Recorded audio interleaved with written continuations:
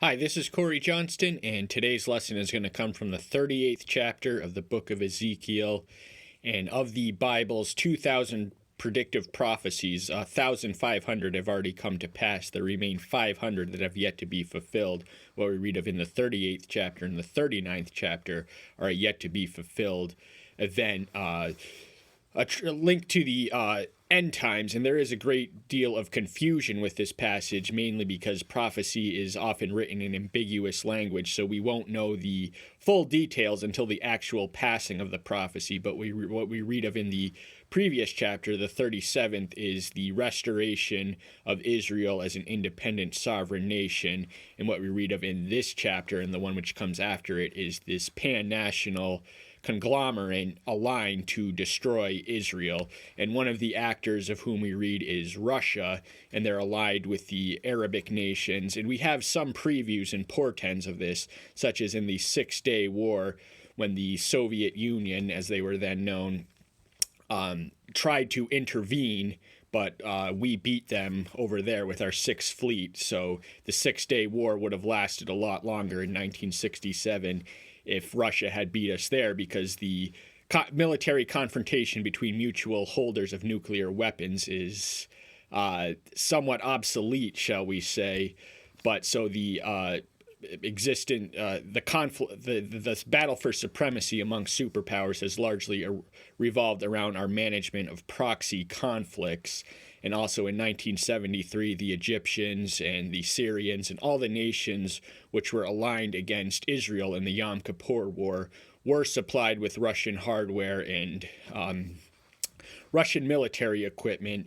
Now, the nations that they're going to be the head of are today Islamic nations, and Islam would not come into being. This was written some 2,600 years ago, and Islam would not be until around the year 600 A.D. And of course, Soviet communism, as it was then, is theoretically averse to any religious principle, be it Muslim, Christian, or anything else.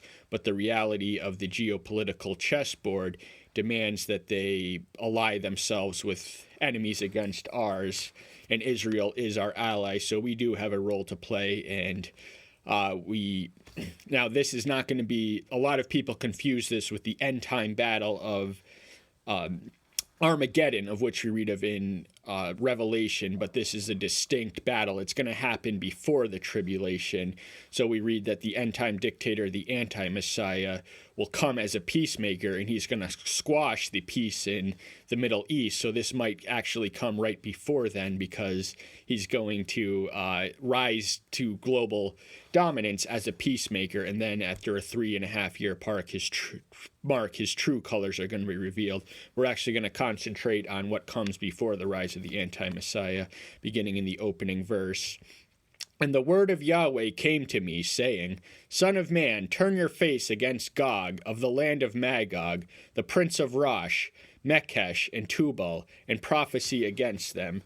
The me is Ezekiel, he is the prophet, and the Son of Man is a term which is messianic, but also Yahweh uses it to address his prophet Ezekiel numerous times throughout the book which bears his name, and that just indicates that he is a human being. But he's commanding him to prophesy against someone who wasn't even around in Ezekiel's day, hasn't been around in our day. It could come in our lifetimes, but this Gog is a name of a prince who will, the Prince of Rosh, we link that to Russia. And so they, even though they're post-Soviet Union, they are still the same essential nation.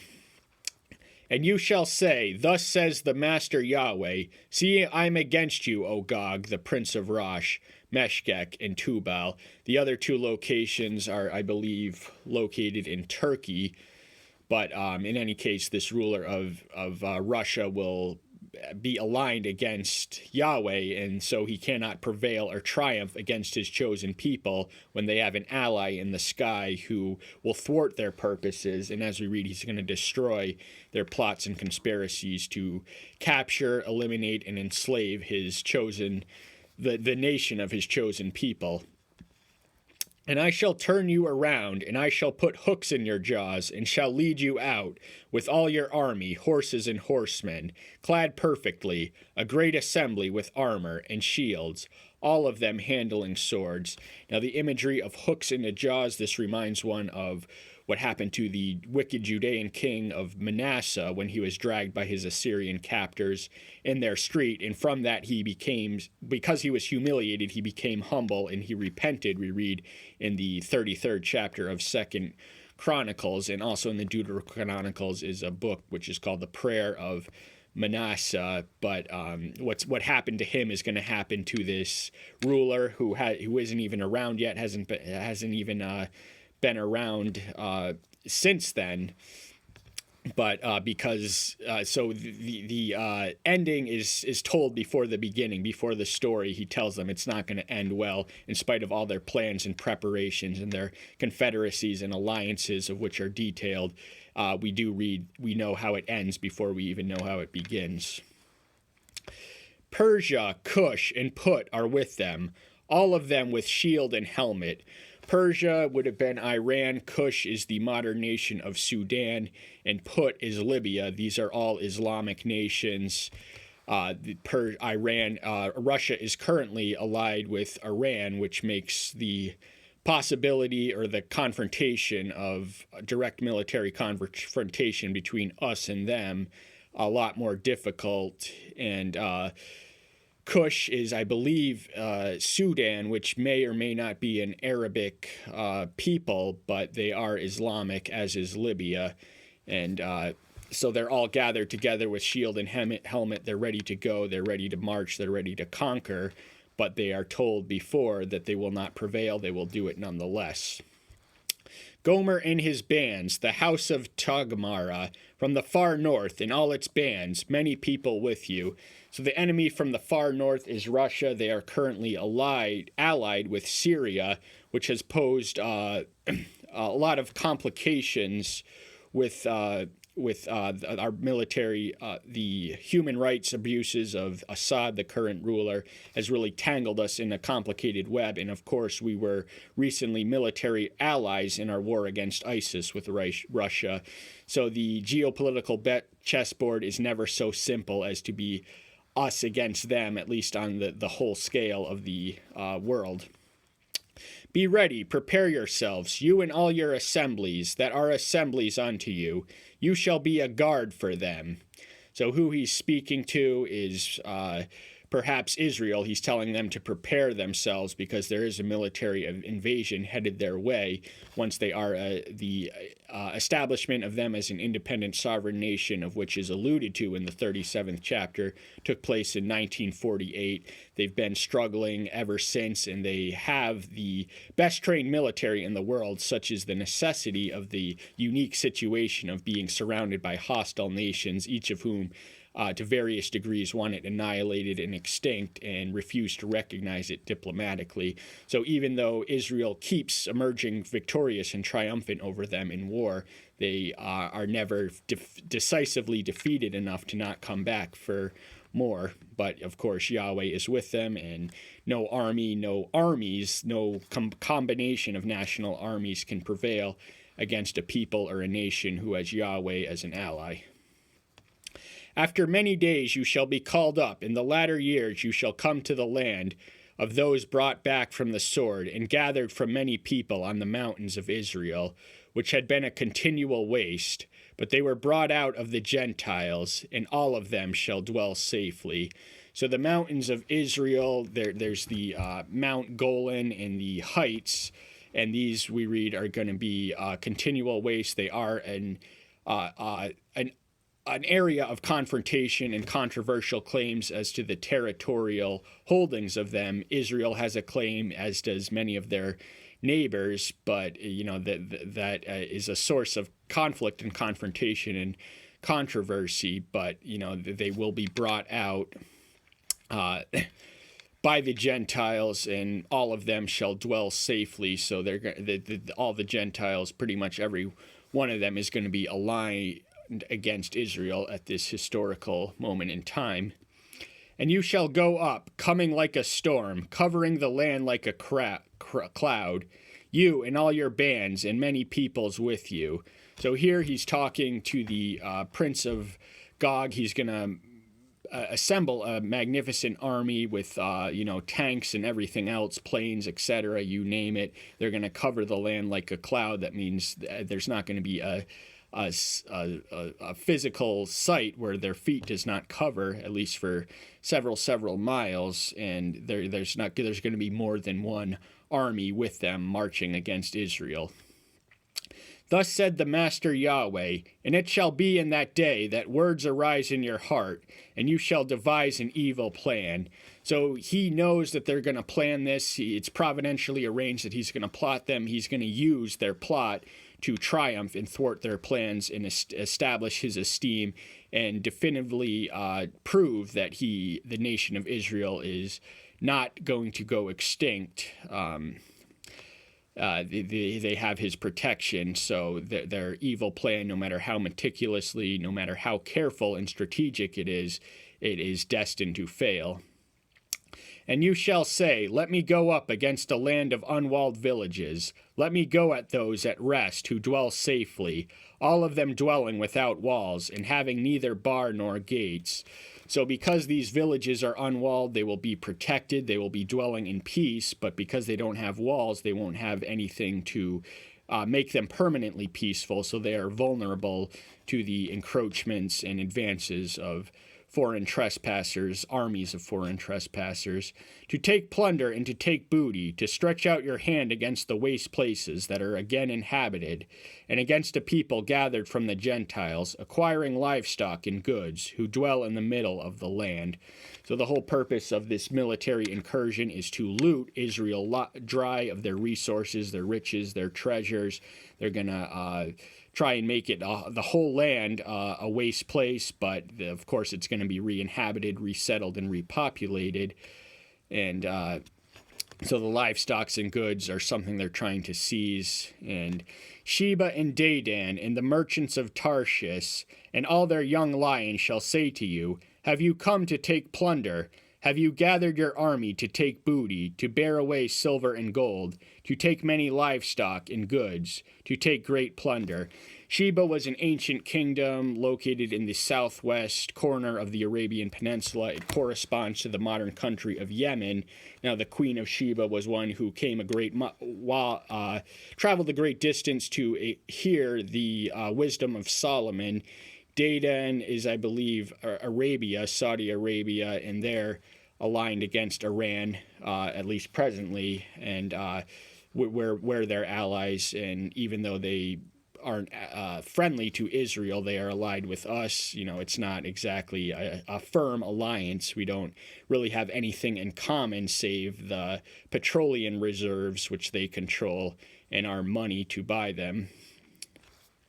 But they're going to be asking if they came to take goods, to plunder and booty, and of course that's why they come, that's why they're here, that's what they plan on doing. Therefore, son of man, prophesy, and you shall say to Gog, thus said the Master Yahweh, in that day when my people Israel dwells safely, would you not know? So what he's commanding and instructing his prophet is to pronounce a prophecy against Gog, this future ruler, this The name is ambiguous, and there's a lot we don't know about this prophecy. Remember, I earlier mentioned that the details will not be fully revealed until the unfolding of the revelation itself, but we gather that this Gog is a human individual ruler, and Ezekiel is prophesying against him now. Any ruler who is not aligned with God is not going to value this. They're not even going to know the prophecies, but they are here nevertheless.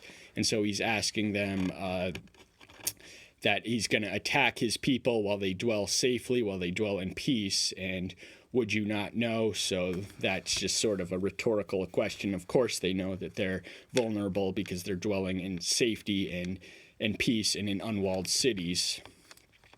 And you shall come from your place out of the far north, you and many peoples with you, all of them riding on horses, a great assembly, and a mighty army.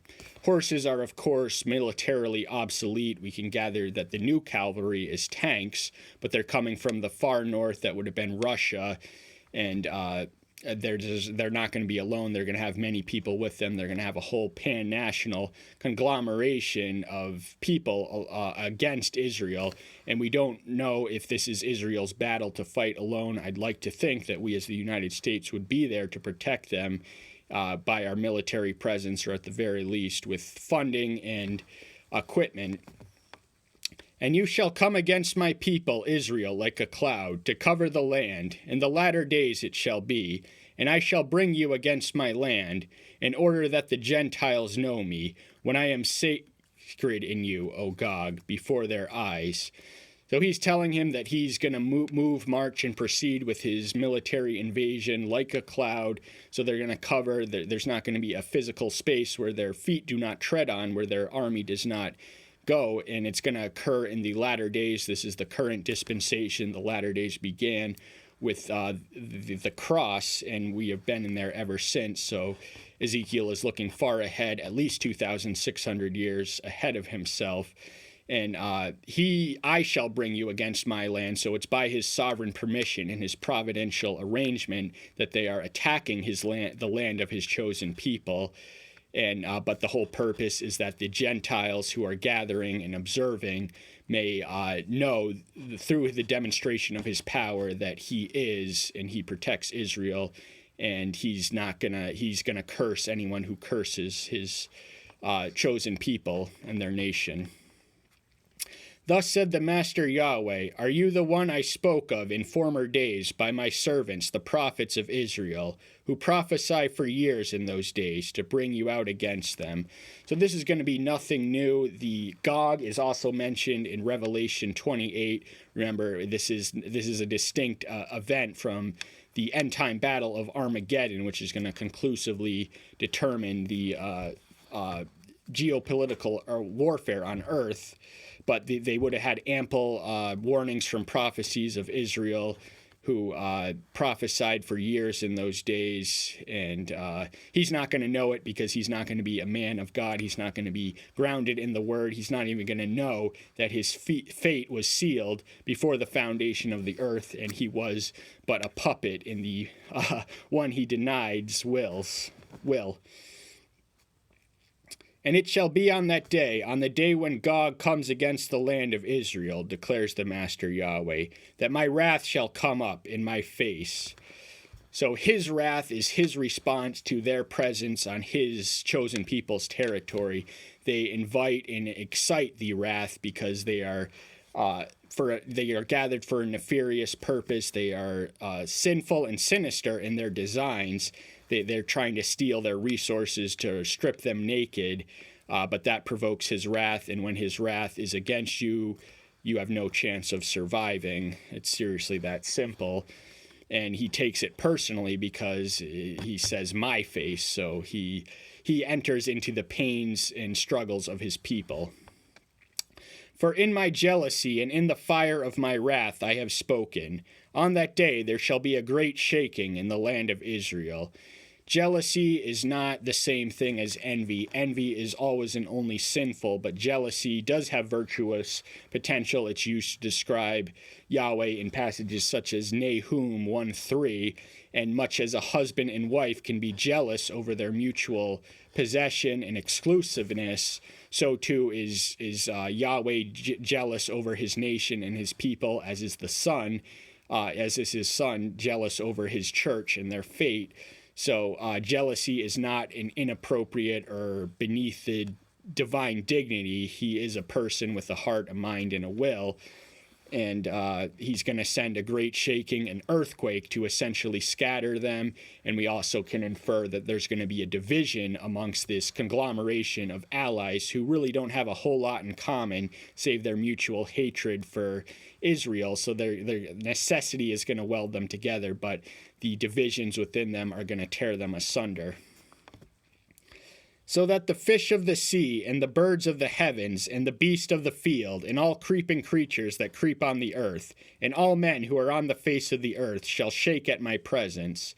And the mountains shall be thrown down, and the steep places shall fall, and every wall fall to the ground.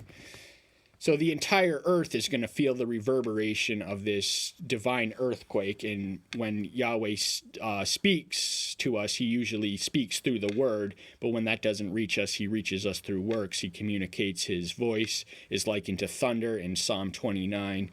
And earthquakes are certainly him speaking to humanity. So we do read of an accelerated increase of natural disasters and calamities which precipitate the end times, or the unfolding thereof. There will be wars, there will be rumors of wars, there will be famines, earthquakes, etc.